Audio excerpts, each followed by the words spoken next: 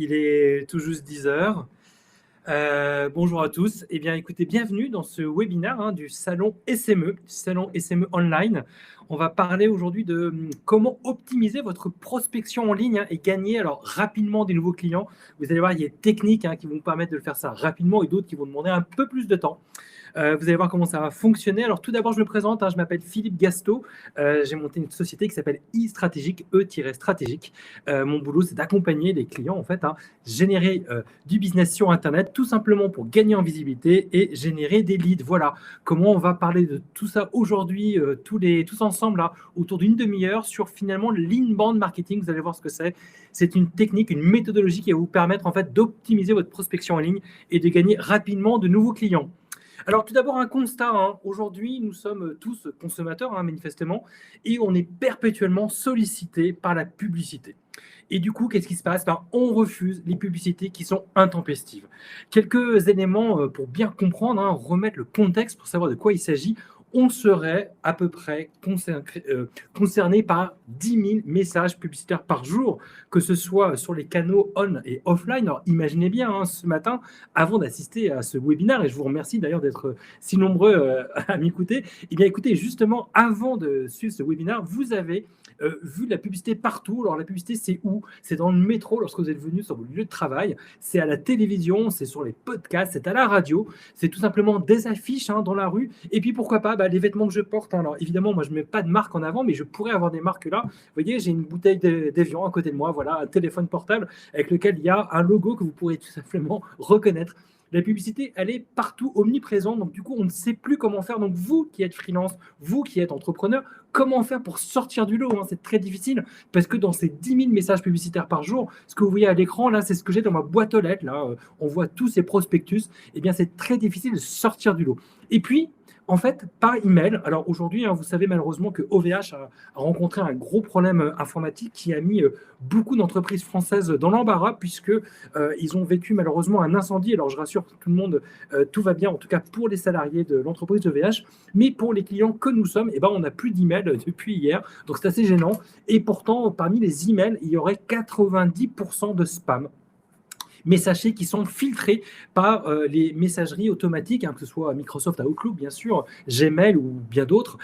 Donc, il y aurait 90% de spam. 9 mails sur 10 sont des spams. Je vous invite à faire l'exercice ce soir, de regarder votre boîte de réception et de regarder tous ceux qui ont été filtrés, qu'on a mis à la corbeille. Vous verrez, c'est assez important. Donc, ce qui se passe, c'est que la publicité, il y en a tout le temps, on en a un petit peu assez.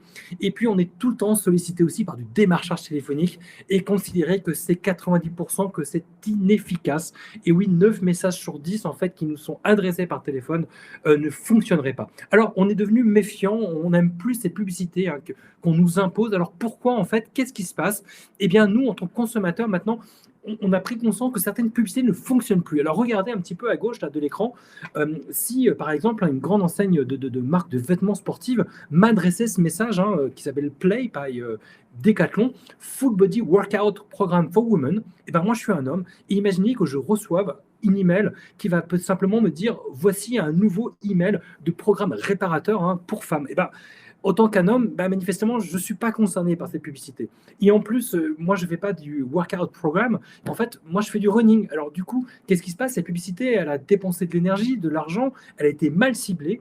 Et puis, du coup, comment je vais, moi, chercher mon besoin, répondre en fait à mes attentes? Je vais faire comme vous. Je vais utiliser Internet. Et c'est vraiment le cœur du sujet. C'est que je vais aller sur Google et je vais taper basket de running à Saint-Jean-de-Luz pour essayer de trouver en fait comment avoir accès en fait à des baskets en fait à côté de chez moi. Donc du coup, je vais utiliser Google. Alors comprenez bien comment ça fonctionne. Alors jusqu'à présent, on avait simplement un seul stimulus, c'est un besoin, une impulsion, une publicité qui en fait nous donnait envie d'aller passer à l'acte d'achat puis ensuite d'avoir l'expérience utilisateur. Alors regardez ce schéma à l'écran.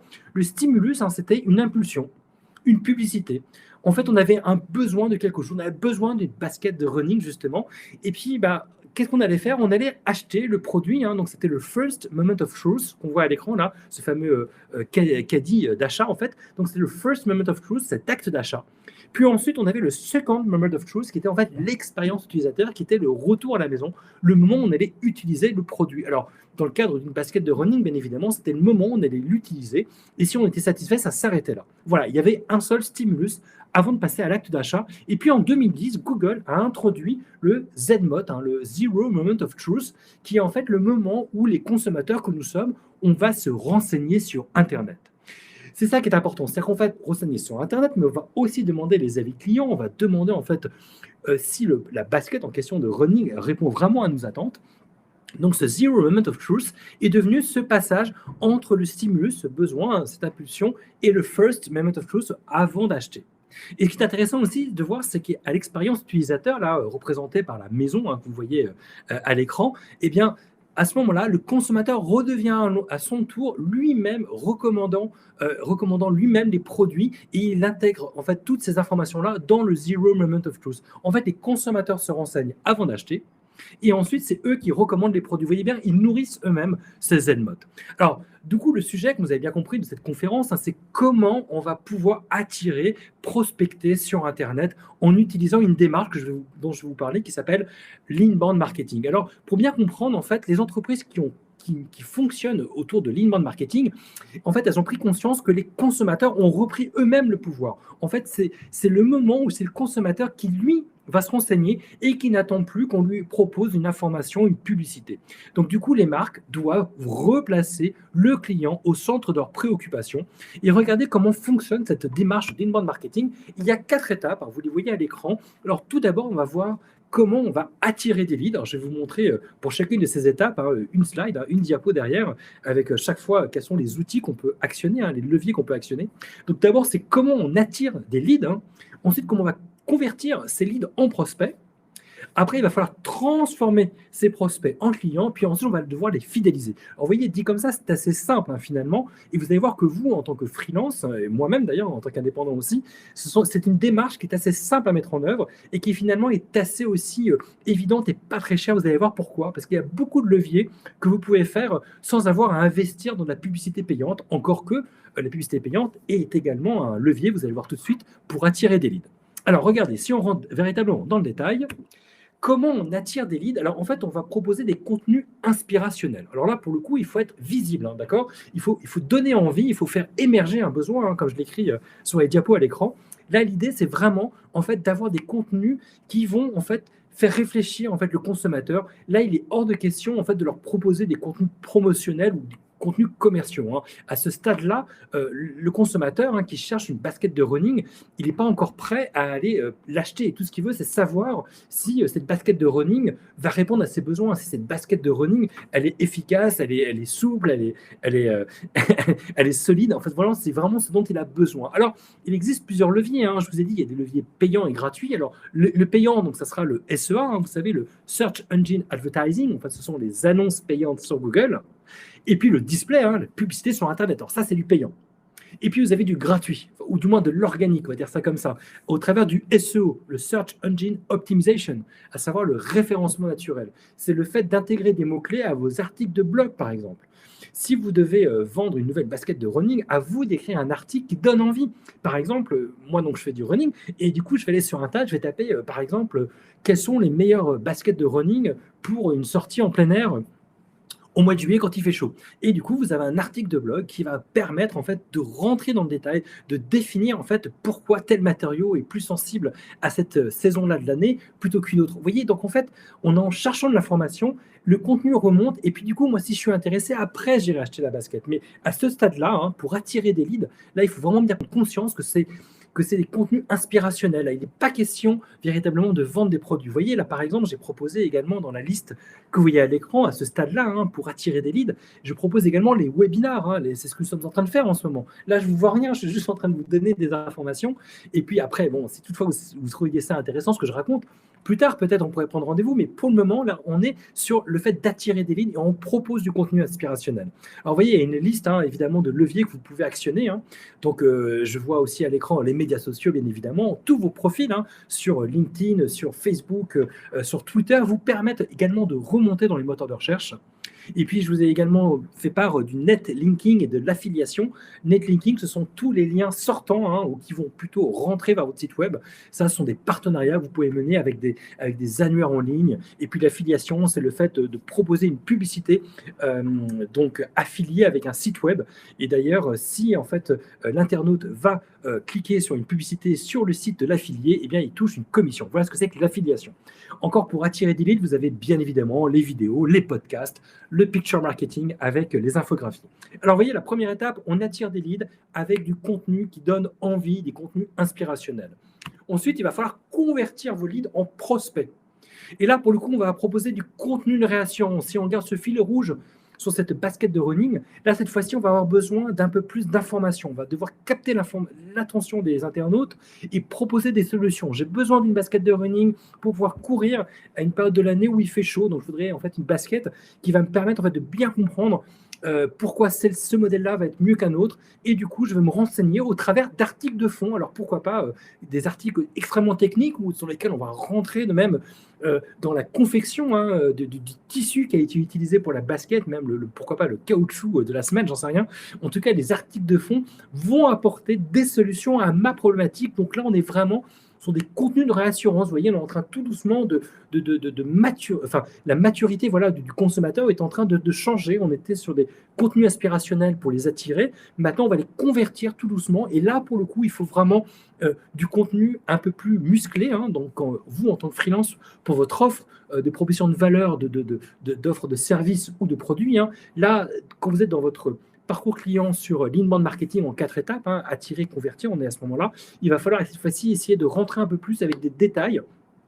Donc les livres blancs, les e-books, bien sûr, sont également des outils, des leviers que vous pouvez actionner pour pouvoir, encore une fois, apporter cette réassurance que le consommateur attend à ce stade-là de son parcours client.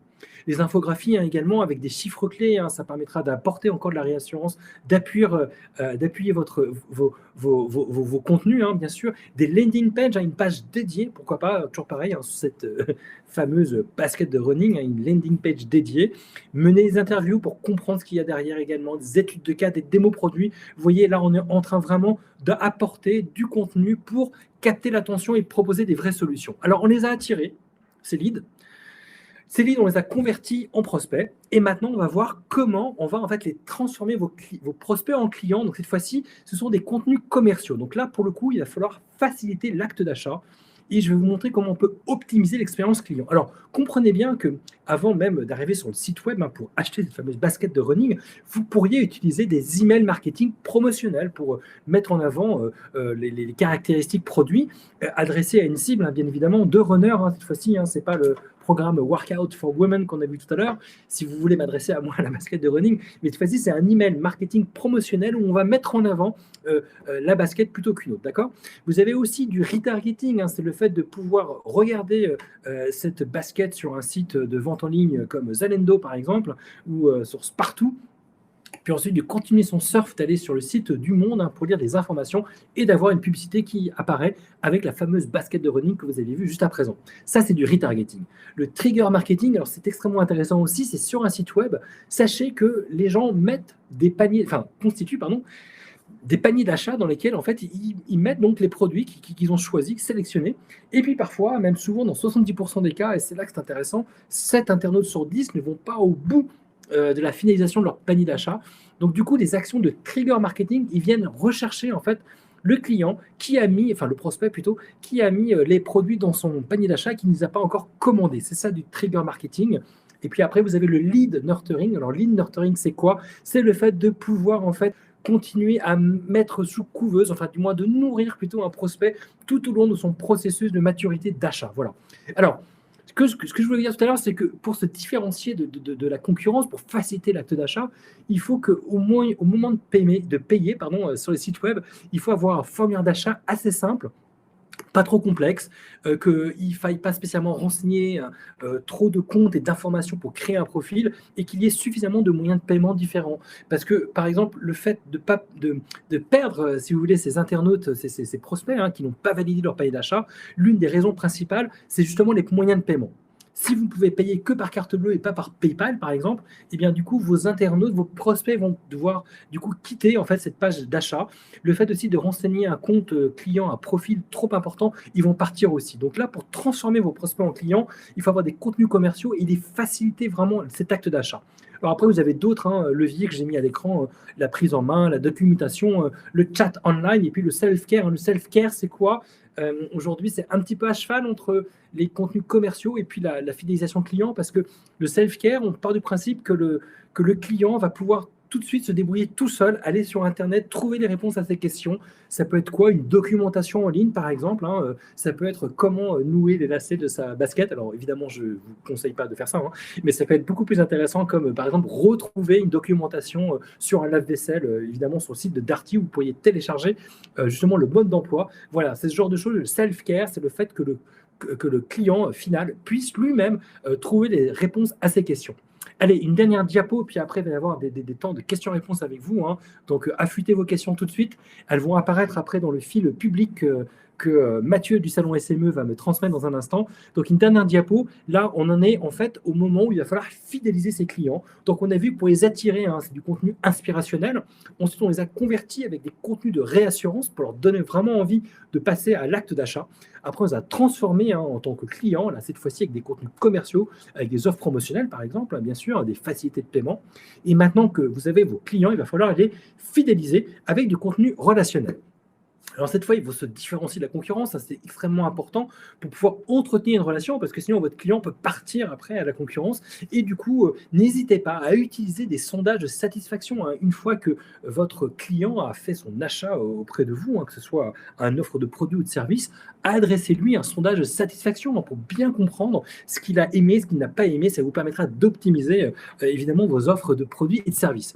Et puis ensuite, vous avez également les avis en ligne, surtout allez voir ce qui se passe sur TripAdvisor.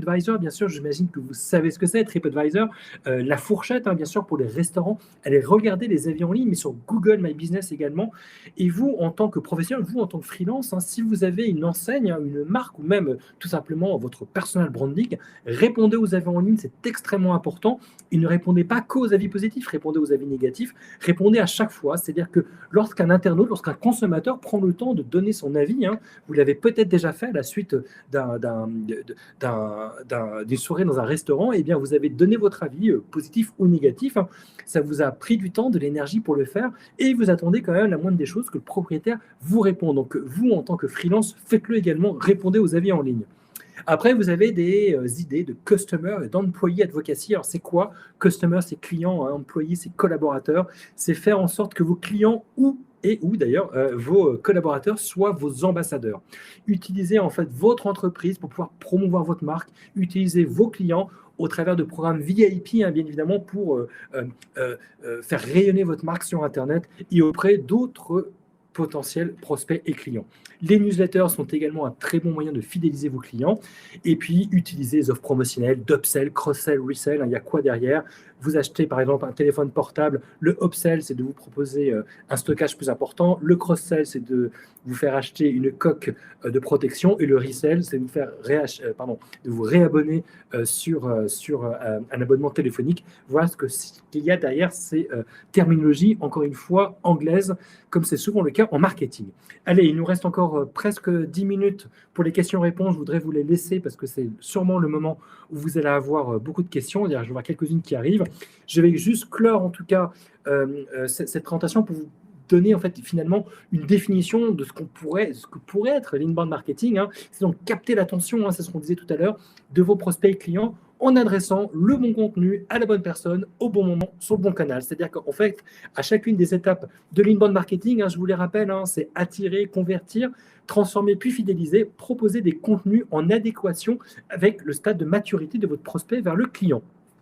Voilà, j'en ai fini. Je vais commencer à regarder vos questions. Je laisse juste à l'écran mes coordonnées, mon nom et mon site web pour puissiez, en fait, si vous le souhaitez, pourquoi pas me demander en relation sur LinkedIn ou m'adresser un email si vous avez des questions peut-être que j'aurais pas le temps d'approfondir là dans le cadre des questions-réponses. Je regarde ma montre. Donc, n'hésitez pas à me demander en relation sur LinkedIn et à visiter mon site.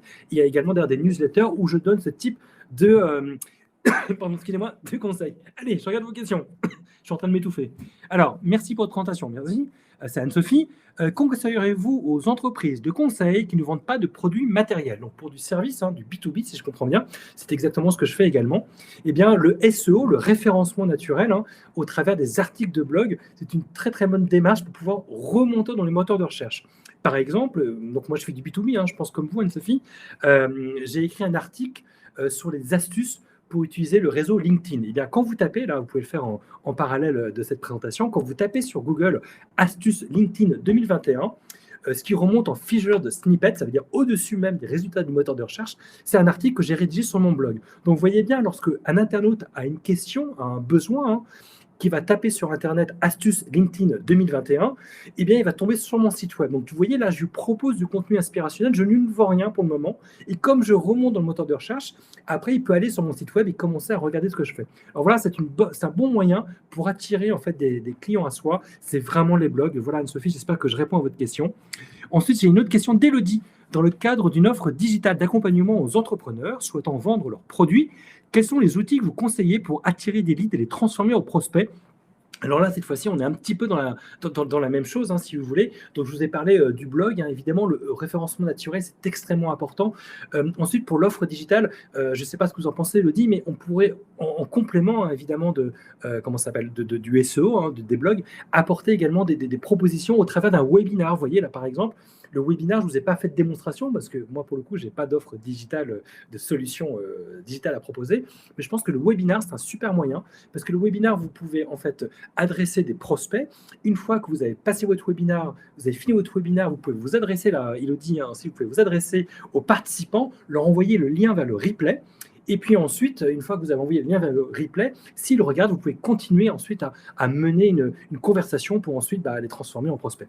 Voilà, j'espère, Elodie, que j'ai répondu à votre question. Alors, il y a une question de Delphine, puis de Lalaina. Alors, je ne sais pas, je l'ai bien prononcé, pardon. Delphine, pour commencer, apporter du contenu en travaillant avec les clients en même temps prend beaucoup de temps, ça c'est vrai. Qu'en pensez-vous? Qu'est-ce que vous conseillez? Alors, c'est vrai que travailler son personal branding, finalement, travailler en fait sa marque, sa visibilité sur Internet, ça prend du temps. Vous avez complètement raison, Delphine. Et en parallèle, vous devez faire la même chose pour vos clients. Eh bien, écoutez, vos objectifs, il va falloir que vous les définissiez. En ce qui me concerne, moi, dans mon agenda, j'ai mis une plage horaire. Alors, c'est peut-être bête à dire comme ça.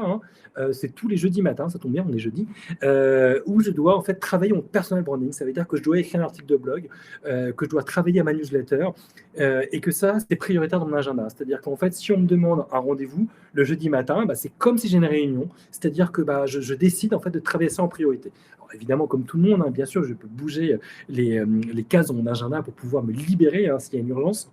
Mais voilà, moi, je me suis imposé en fait une demi-journée, par semaine pour mon personal branding, pour écrire des articles de blog, pour écrire des posts sur LinkedIn, pour répondre en fait à des questions que mon audience pourrait se poser. Donc voilà, Delphine, c'est un petit peu idiot ce que je vous dis. J'espère que ça répond quand même à vos attentes. Mais voilà, moi, je me suis imposé cette plage horaire.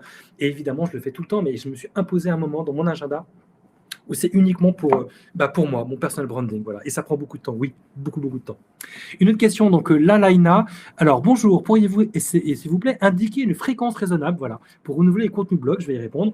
Newsletter, au vu du nombre élevé de publicités et sollicitations, vous avez raison, mentionné l'introduction. De même, est-ce qu'il est pertinent de multiplier les supports, newsletter, blog, publications, réseaux sociaux? Merci pour votre réponse. Alors, Lalaina, c'est une excellente question. Je vais la resynthétiser pour ceux qui ne l'auraient pas entendu, parce que je vais vite puisqu'il nous reste 5-6 minutes. Alors, Laina me demande en fait la fréquence pour tous ces contenus et ensuite, est-ce qu'il est pertinent de multiplier plusieurs supports? Alors, il y a deux questions en une. La première, c'est que la fréquence, il faut juste que vous en donniez une et que vous y teniez. Voilà. C'est-à-dire que vous avez beaucoup d'études qui vont vous dire sur LinkedIn, il faut publier tous les jours. Une autre étude va vous dire il faut publier le mardi et le jeudi. Une autre va vous dire il faut publier quand on en a envie. Donc finalement, il y a beaucoup d'études qui vous disent plein de trucs différents. Sur un blog, on va vous dire il faut publier tous les jours. Un autre qui va vous dire toutes les semaines. En gros, il faut qu'on puisse le faire en fonction de nos ressources, de nos moyens. Alors moi, je suis tout seul. J'essaie d'écrire un article de blog par mois, ce qui est à mon sens, pas suffisant parce que il faudrait que je puisse avoir un peu plus de récurrence et écrire pratiquement toutes les semaines. Mais ça demande de l'énergie, du temps, je ne peux pas le faire. Donc, du coup, j'écris une fois par mois. Voilà, c'est ma façon de faire. Pour la newsletter, c'est une fois par mois. Mais par contre, je m'y tiens. C'est tous les premiers mardis du mois, il y a une newsletter. Voilà, c'est un exemple. Ensuite, est-ce qu'il faut multiplier les supports? Est-ce que vous multipliez les supports? Alors, oui. Et en fait, vous pouvez réutiliser vos supports justement pour pouvoir en faire d'autres choses. Un exemple, j'écris un article de blog. Cet article de blog, je vais en extraire une infographie. Cette infographie, je vais la proposer sur LinkedIn, par exemple, et générer un post, une publication. Et une fois que j'aurai fait tout ça, je vais reprendre uniquement 2-3 informations principales que je vais proposer dans une newsletter. Voilà en fait comment ça fonctionne. C'est-à-dire qu'en fait, vous réutilisez vos articles, vos contenus pour pouvoir en fait gagner un petit peu en efficacité. Leur tour, je vais essayer de continuer. Il y a Marilyn, puis ensuite Maxime et Steve. Oh là là, il y a encore plein de questions. Alors, Marilyn, bonjour. En B2B, quels sont vos conseils de prospection en dehors de LinkedIn quand on propose des formations aux entrepreneurs? Alors, bonne question, Marilyn, parce que j'ai été confronté à ça aussi. Et du coup, je vais vous donner ma recette. Je ne sais pas si elle fonctionne pour tous, mais sur mon site web, j'ai rajouté un onglet, une page formation, justement, parce que je me suis rendu compte qu'après la crise sanitaire qu'on sommes en train de traverser, et qui j'espère va bientôt s'arrêter, en tout cas en septembre 2020, j'ai vu qu'il y avait une vraie grande demande, forte demande autour des formations, Marilyn. Alors du coup, moi, j'ai décidé de créer une page sur mon site web sur laquelle j'ai vraiment insisté sur le SEO, sur le référencement naturel, pour remonter autour des mots-clés formation, marketing, digital, Paris, Boulogne-Billancourt, parce que j'habite à Boulogne. Et du coup, ça m'a permis de remonter le moteur de recherche. J'ai mis en avant ce qu'on appelle des social proof, à savoir des preuves d'avis favorables autour de mes formations. Donc, c'est ce que j'ai mis sur ma page. Je vous ai à regarder, Marilyn, si vous voulez, sur mon site web, comment je l'ai construite. Et ça m'a permis de remonter dans les moteurs de recherche, à tel point d'ailleurs qu'il y a eu des organismes de formation que je n'aurais jamais auprès de qui j'aurais jamais pu être visible si je n'avais pas créé cette page-là, parce qu'ils m'ont contacté récemment, 2 fois de suite, entre novembre et, pour tout vous dire, début janvier. Donc, vous voyez, en 2-3 mois, j'ai eu des demandes grâce à cette page web. Voilà, donc il y a celle-ci et donc LinkedIn. J'espère que j'ai répondu à votre question. Il nous reste 5 minutes, 4 minutes. Maxime, maintenant. Bonjour, avez-vous des astuces pour faire le lien entre une stratégie de prospection en ligne et une prospection physique plus classique comme le réseautage, les salons, etc. Oui, alors les astuces, je ne sais pas si c'est une vraie astuce, mais moi j'utilise les espaces de coworking. Alors c'est là où je suis d'ailleurs. J'utilise les espaces de coworking. J'utilise Wojo, voilà, vous saurez tout, qui est en fait un réseau d'espaces de coworking dans Paris, mais pas que Paris. Il y a aussi Lyon, il y a Lille. Puis il y a sûrement d'autres villes. Il y en a une autre ville aussi à l'étranger, enfin en Espagne, en tout cas à Barcelone. Bref, ces réseaux de coworking nous permettent en fait de réseauter, voilà, et du coup de faire des webinars aussi en ligne. Alors j'utilise également Wojo pour faire des webinars, et j'en fais un d'ailleurs le 23 mars, comme ça vous saurez tout, au travers donc du coup de ce coworking. Là, vous voyez, donc là le lien il est entre les deux, Maxime, entre le réseau physique et le réseau digital. Voilà, j'espère que j'ai répondu à votre question. Une autre question de Steve. Alors bonjour, comment prospecter efficacement et se rendre visible pour proposer des formations, alors collectivités individuelles, aux entreprises ou aux particuliers? Alors Steve, justement, j'ai répondu peut-être au travers de la question de Marilyn, je crois. Non, c'était pas Marilyn, je ne sais plus qui c'était. Pardon, Marilyn, je ne sais plus. En tout cas, je vais répondre après la question de Miguel sur Facebook. Et Steve, ouais, donc pour les formations, moi j'ai utilisé donc des social proof, j'ai utilisé donc des témoignages. J'ai créé une page spécifique, donc presque une landing page dédiée. Et puis tout simplement aussi, Steve, et puis à celle qui m'a reposé la question, pardon encore une fois, pour les formations, j'ai tout simplement pris mon téléphone et j'ai appelé les organismes de formation pour leur dire bonjour, je fais des formations sur telle thématique, est-ce que vous seriez intéressé pour que je puisse rentrer dans votre pool de formateurs? Voilà. Voilà, j'espère, Steve, que j'ai répondu à votre attente. Et Miguel, comment faire des pubs efficaces sur Facebook? Alors, en effet, alors j'avais pas spécialement prévu de vous parler de Facebook, alors je vais répondre de façon un peu light, pardon Miguel, mais voilà, disons qu'aujourd'hui il y a beaucoup de rich media qui existent. Vous savez, le rich media, c'est ce qui permet en fait de regarder les publicités en 3D par exemple. Vous pourrez par exemple avec la souris commencer à tourner autour d'une publicité. Alors imaginons une voiture, vous pouvez avec votre souris commencer à tourner, rentrer à l'intérieur, regarder l'habitacle. Donc ce qu'on appelle du rich media. Par exemple, si vous êtes en B2C, vous vendez par exemple des lotions après rasage, par exemple pour hommes, eh bien vous pourriez avoir une publicité avec le pot de crème ouvert et et on voit la texture de la crème. Vous voyez, donc ça, c'est du rich media. Donc c'est ça qui fonctionne aujourd'hui sur Facebook. Ce qui marche bien aussi sur Facebook, c'est de faire des lives. Alors que vous soyez en B2B, ça peut fonctionner aussi. Pourquoi pas, si vous êtes en B2B, vous pourriez montrer une formation que vous êtes en train de faire, ou pourquoi pas le webinaire, hein, j'aurais pu le faire, le Facebook Live de ce réseau du salon SME. Donc ça marche bien. Et puis sur Facebook, vous avez également accès, alors j'ai pas l'adresse Internet en tête, mais Miguel, je vous invite à taper sur Internet, vous allez tomber dessus. La librairie s'appelle Facebook Ads Library, donc bibliothèque des publicités en ligne sur Facebook, et vous pouvez voir ce que font chacune des entreprises de votre secteur d'activité ou d'autres secteurs d'activité, voir quelles sont les publicités qu'ils ont mis en ligne actuellement sur Facebook, Instagram, et pourquoi pas même au travers de Messenger. Voilà Miguel, quelques bonnes idées. Et Lorraine, pour sa visibilité Internet et recevoir des avis. Quel référencement préféré? Google, les pages blanches, lesquelles choisir? Ah oui. Alors, les avis en ligne, c'est Google, clairement Google My Business. C'est vraiment ce qui fonctionne. Pourquoi? Google My Business, pour ceux et ceux qui ne connaissent pas, celles et ceux qui ne connaissent pas, c'est l'encart qui s'affiche généralement à droite des résultats du moteur de recherche. Si vous tapez E-stratégique, un nom de ma boîte, vous allez voir que vous avez à gauche tous les résultats des moteurs de recherche et à droite ma photo avec ce que je fais. Et vous avez des avis Google qui sont là. Et c'est extrêmement important parce que ça permet de générer du référencement naturel et également pour quand vous êtes sur mobile, c'est le premier résultat du moteur de recherche qui remonte. Alors clairement, pour les avis, c'est Google My Business, donc c'est Google. Ensuite, les pages blanches, les pages jaunes, oui, pourquoi pas, parce que finalement, il y a encore 50% des internautes qui iraient sur page jaune une fois par an minimum. Bon, page jaune, ça a eu le vent en poupe à une époque, ça l'a un peu moins aujourd'hui, mais ça fait partie des annuaires de recherche sur Internet. Donc, il faut encore être présent. Donc, de toute façon, Lorraine, finalement, ce sont les internautes qui décident où est-ce qu'ils vont laisser des avis. Ce n'est pas spécialement vous qui allez devoir laisser des avis sur votre propre plateforme, bien évidemment. Mais en tout cas, bon, merci Lorraine, qui me remercie pour mon retour. Et Lorraine aussi, je vous invite surtout à y répondre sur TripAdvisor, sur la fourchette, etc. Enfin, quoi qu'il en soit, dès que vous avez un avis, sur Yelp aussi, voilà, chercher depuis tout à l'heure, sur Yelp, dès que vous avez un avis, répondez-y, bien évidemment. Utilisez les formes de discussion également, si besoin.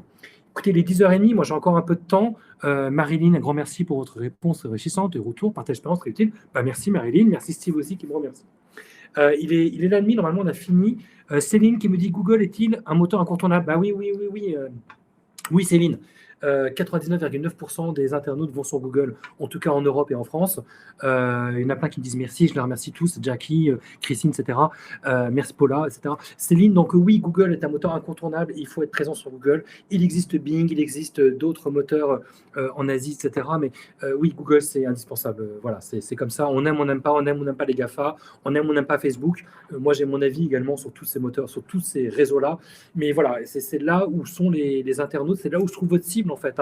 C'est aussi bête que ça revient en fait à la présentation que je vous ai faite tout à l'heure, vraiment en introduction, et ce sera peut-être ma conclusion si vous devez partir. Qu'est-ce que je disais, pardon, c'est que si on adresse une publicité qui est mal ciblée, de toute façon, je vois qu'il y a encore plein de remerciements, merci à tous. Si la publicité est mal ciblée, si votre audience n'est pas présente sur ces supports-là, ça ne sert à rien d'y être. En gros, si vous faites du B2B, Facebook n'est pas spécialement orienté B2B, il est plutôt orienté B2C, vous voyez, et l'inverse est vrai aussi. Donc, soyez présents où se trouve votre audience, et donc Google, tout le monde est sur Google, il faut y être, quoi. Donc, merci Paula, Jackie, Christine, Pascal, Marc, Maf, Lisiane, Salon SME aussi. Philippe, je vous aide à conclure, bien sûr, donc je conclue. Merci à tous, vous étiez assez nombreux, plus de 230 participants. Vraiment, je vous remercie, c'est beaucoup. J'espère que je vous ai apporté du contenu. Moi, j'ai eu beaucoup de plaisir à échanger avec vous. Vous avez à l'écran mes coordonnées, mon site web, sur LinkedIn. Demandez-moi de rejoindre votre réseau. J'aurai le plaisir de poursuivre les échanges avec vous. Et je vous souhaite à tous un très bon lancement de votre activité et une très belle continuation professionnelle. Et surtout, prenez soin de vous encore. Et apparemment, il faut tenir encore un petit peu. Donc, tenons encore le temps qu'il faut pour pouvoir revenir à une vie qui nous plaira à tous. Merci à tous. Bonne fin de journée et à bientôt. J'espère en tout cas sur les réseaux. Bye bye.